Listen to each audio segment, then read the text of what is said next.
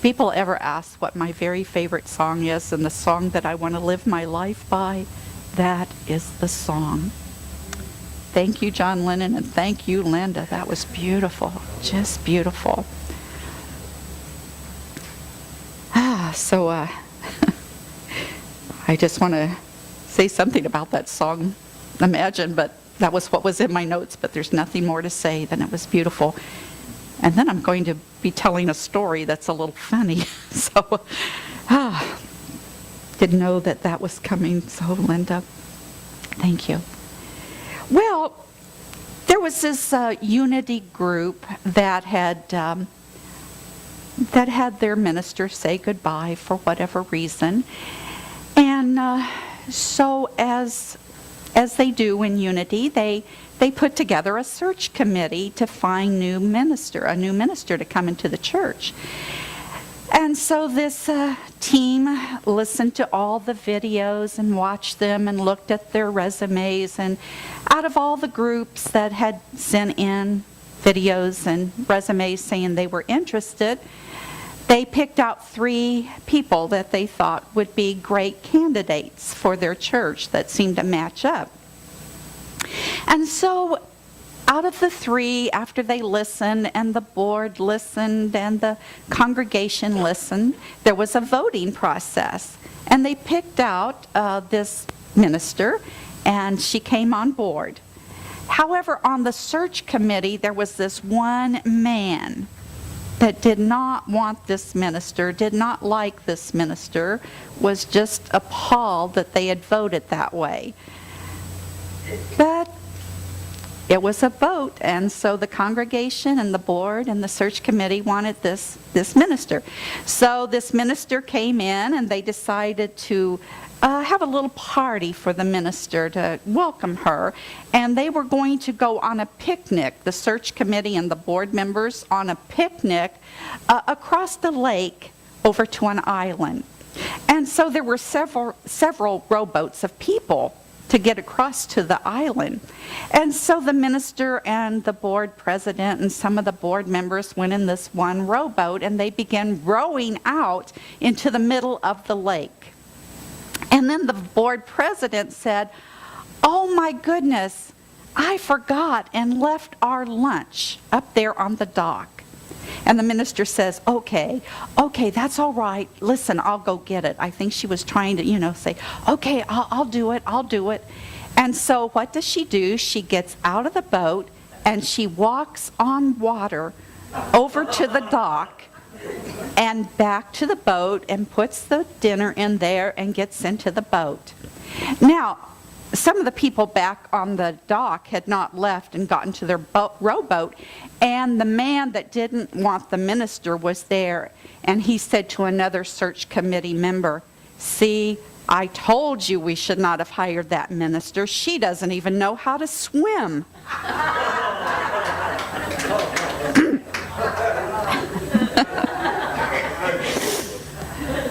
Well, that's a funny joke, but too often it's really true in human nature that we have a tendency to not see the good in other people. And we don't see the best because our needs, for whatever reason, aren't being met, just like it was with that search committee member. And as I thought deeper about that joke, it was such a funny joke, really. We heard that down at Leadership Convention.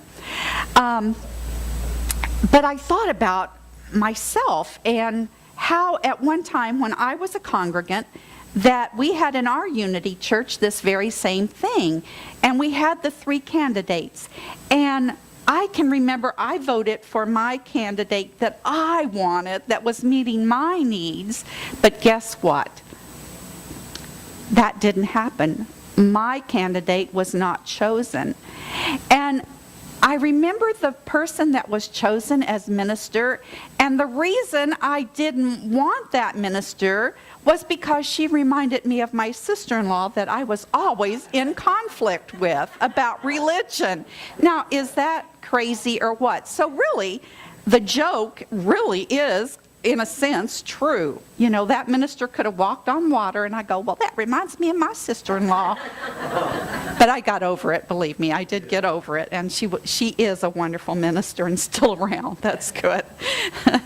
But there's a sense of sadness of not, having your needs met. Well, this real life experience that I looked deeper about put me into the mode of talking about wisdom and looking deeper at that wisdom that we've talked about all this month.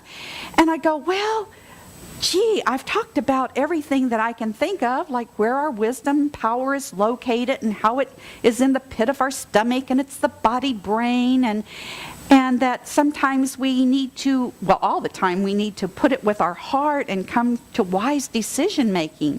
And that wasn't a wise decision in my mind, in my thinking mind, in my words probably, about that minister. That sure wasn't great. And I thought, well, I've pretty much looked at the booklets of all that I know, your God-given potential and the 12 powers in you. And in fact, I gave one to Gina, so I didn't have anything to look back on in that.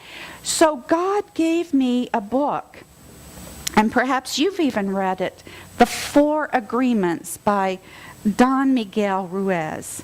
It's an older book, and this was in a stack of books that I needed to read eventually for the class that I'm going online to take. And I know the board members are aware of this, but I don't think I've shared with everyone in the congregation that I've been accepted into a program of study at the Center of Sacred Studies out of California. It's an online course, a ministerial course, as if I need another ministerial course, and I will be ordained in that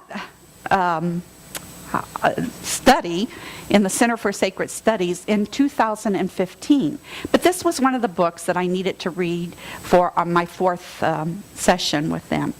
And I had this book a long time ago, and I looked at it and I thought, there's nothing underlined in here. And you've seen my books, how they are yellow underlined, And I go, well, did I get this book and not read it, or what happened here? So I said, okay, God, well, I guess I had another talk in mind, but this is apparently what we all need today. And the reason that I'm doing it, too, it says a practical guide to personal freedom. I like practical, and I like a guide, and I like freedom. And it's also a Toltec wisdom book. So I'm covering my bases here. So let's just look at wisdom from Don Miguel.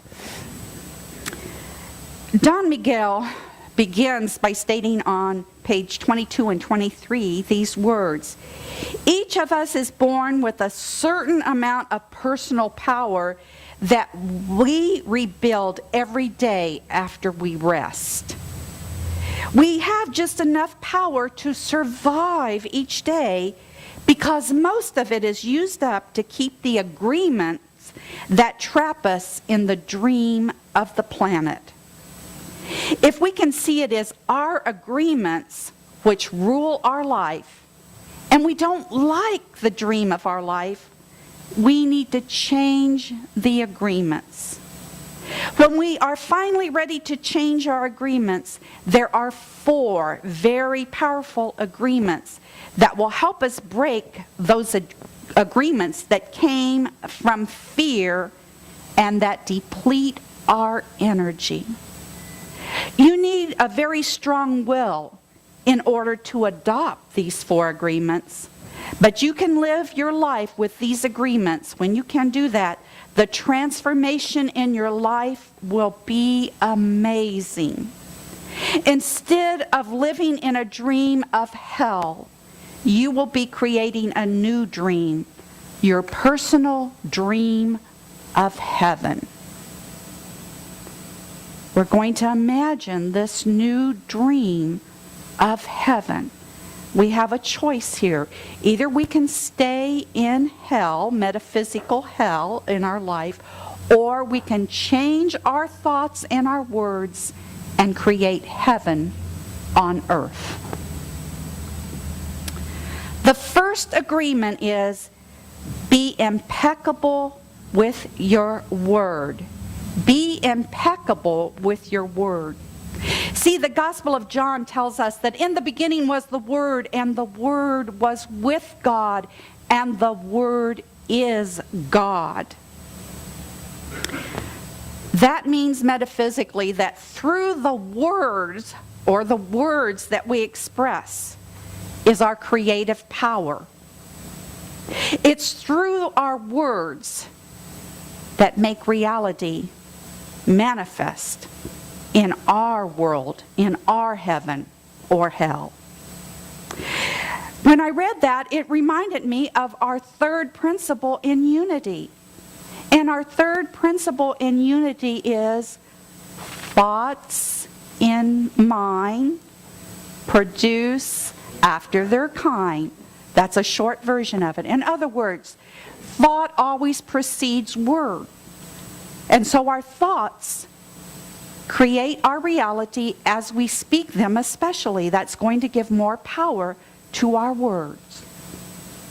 So really, Don Miguel is really saying the same thing that unity is saying. Don Miguel even goes so far as to say that all the magic that we possess is based in our word. Our word is pure magic, and the misuse of our word is black magic. Now, I know that probably some of you are sitting there thinking, well, that sounds just real superstitious and a little bit out there, doesn't it? Talking about magic and black magic and all that. But let's take that further. Let's think about someone in our history that used their word to create chaos. I don't think it's a judgment. It is a fact. There was a leader in Germany that used his word to amass a nation to do things that ordinarily people would not do and create chaos in the world, to create war, to create unloving things that happened in our world at that time. You see, it's because the human mind is like a fertile ground where seeds are continually being planted in our mind. And those seeds that are planted in our mind, in that fertile soil, are opinions, ideas, and concepts. The only problem is, you see, that all too often our minds are fertile for those seeds of fear to enter that can lead to chaos and to conflict. So be impeccable with your word. Be impeccable. That word impeccable comes from the Latin word peccatus, which means sin. And the I-M or M means without. So the word impeccable means to be without sin. And we're not using the word sin here that's used in religion. A sin is anything that you do which goes against yourself. Everything that you feel or believe or say that goes against yourself is a sin. You go against yourself when you judge or when you blame yourself or another for something, for anything. Sin, you see, begins with rejection of yourself, not loving yourself. And self-rejection is the biggest sin that you can create and commit. Now we know that in unity we talk about sin being missing the target. In the Bible, that is what sin in the Aramaic really means. It just means an archery term for missing the target, missing the bullseye. So we know that when we sin, they used to shout out sin when they missed the target. When we miss the target, we can try again. An acronym for sin is self-imposed nonsense. self-imposed nonsense. Don Miguel goes on further, talking about this word impeccable on page 32. He says, if I see you in the street and I call you stupid, it appears that I'm using the word against you. But really, I'm using the word against myself. You're going to take in hate and be mad at me and be angry for me saying this to you, that you're stupid. You're hating me and being angry is not good for me. It's going to send back vibrations, isn't it? And then I'm going to get angry again and use other words and thoughts back at you. And I send emotional poison to you and also back at me. Ultimately, I'm using the word against myself, and I'm filling my mind and my own body with poison. It's like we say in unity, whenever you're out there pointing your finger and shaking your finger, yes, Margaret, how many's coming back at you? How many fingers? There's 3 fingers coming back at you. And we point, and we blame, and we make people guilty by expressing something negative. But really, all that poison is really coming back at us. And we're usually expressing something that we don't want to admit and acknowledge within ourselves. We use words to curse, to blame, to find guilty, and to destroy. And mostly we use words to spread this poison of anger, jealousy, envy, and hate. So the very worst form of black magic, according to Don Miguel, though, is gossip, because that is pure poison. And we all learned this black magic art, if you will, when we were children, because we listened to the adults around us. Think about this. We listened to the adults around us gossiping probably about other family members, about friends. And we learned that that was the way that people communicate. That's what society expects. However, gossip is like a computer virus. It enters our mind, just like a computer virus enters our computer, and it begins to scramble up the code that's there. And then our computer is not working so well. The same thing happens when there's gossip, when we hear gossip, when we engage in gossip, because it's like a poison. It's like that computer virus that enters the fertile soil of our mind and helps us to not think so clearly then. And because somebody has gossiped and we've taken that poison in, we want some relief usually. And so what do? We in turn spread that gossip to someone else and say, well, you know what Susie told me about Sally? Let me tell you about it.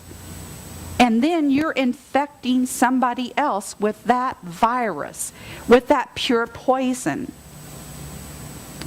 Just for a moment, let's consider, I know for myself this has happened, just think about the times that you've gossiped about someone that you really love, be it a sister, a brother, a sister-in-law. I've used that a lot, haven't I? But I've gossiped about her to my other family members, and my family members have gossiped back about that. And usually we have gossiped to prove a point, to make our point, our way of being correct, and to gather people on board with our idea and our viewpoint. But you see, our viewpoint and our opinion is really coming from our own perspective. It's not necessarily true. It's just not necessarily true. Our opinions come from our belief system. It comes from our culture. It comes from our egos. So we can measure the impeccability of our word as we're out there trying to get on this wisdom path by the level of self-love that we have for ourselves. When we're impeccable with our word, we feel good. We feel happy. We feel at peace. So the next time that we're not feeling so good about ourselves, or we're not in that state of joy, or we're not in that state of peace, wisely think about your word and your thoughts and see if you have been thinking impeccably. Imagine. We're all so touched by that song. Begin to imagine the world living at peace, and it begins with us, doesn't it? It begins with us being impeccable with our thought and our word. The second agreement is don't take anything personally. Oh my. We take things personally, don't we? Whenever we agree with whatever's being said. It's like someone on the street, like he was saying you're stupid, or whatever they would say to us. And there's a part of us that either will fight back and try to say, well, look at all my diplomas and everything. I'm not stupid, Or we'll just kind of tuck our tail and go, well, yeah, they know me. They know me. I'm really stupid, So either way, don't take things personally. In fact, Don Miguel says, don't take anything personally, whether they're saying even good things about you. Don't take it personally if they're saying really rotten things about you. He says that he doesn't do that anymore because he knows who he is, and he's standing in truth. He's standing in truth. Don't do it either way. Don't do it either way. Just know who you are and stand in your truth. The third agreement is don't make assumptions. And we all have this tendency, don't we, to make assumptions about everything. We believe our assumptions are really true, and we swear that they're real. Say, for example, you're at the mall and you see your best friend Susie coming towards you, and Susie smiles at you and says hello, and you say hello, but she walks on by. What do? You begin making assumptions, don't you? Well, gee, why did she not stop and talk to me? I don't know what's going on. And then you make all kinds of stories up in your mind, and you create this big drama rather than asking Susie later, hey, I just want a little clarification. Were you busy? Did you walk on by because you were really busy and in a hurry? We don't take time to clarify, and we end up creating this big drama for nothing. And the fourth agreement is always do your best. Always do your best under any circumstances. But remember that everything is changing and alive all the time. So the best sometimes will be high quality, and at other times it might not be as good. Glenn and I were talking, and I said, well, I'll try to remember to use this example. Glenn said, I made some typos up there. And I go, but you did your best under the circumstances. And I said, I made a typo in my talk, but I did the best. I did my very best under the circumstances. See, sometimes your best might not come out so high quality, because for one thing, you might be tired. You might be in some kind of emotional upset. We're really great in the morning usually when we get up if we've had a good night's sleep, but by the end of the day, we're really tired and not able to produce our high quality work, right? So, it's all right. Always do your best under the circumstances. Because if we try to overdo and do quality work when we're tired, when things are not so in alignment in our world, when we maybe aren't imagining everything, or when we need to take time just to meditate, and so maybe have our workload slide a little bit. But if we push and overdo and give up our joy and the love of doing the work, then it's really going to come out maybe not so well anyway, and we're going to deplete our own body. So always come from love, what you're doing, with great passion. So again, the 4 things are: be impeccable with your word. Be impeccable with your word. Don't make assumptions. Do your best. And then there was one more. Don't take anything personally. It looks like God saying, take that, Mary, and do it. So as you finalize your wisdom, be sure to incorporate these wonderful words by Don Miguel Ruiz. And if anybody's interested, today at 1 o'clock on the OWN network, Oprah is having Don Miguel on talking about the 4 agreements, so you can further your studies a little bit today. So God bless you in all your wisdom. Namaste.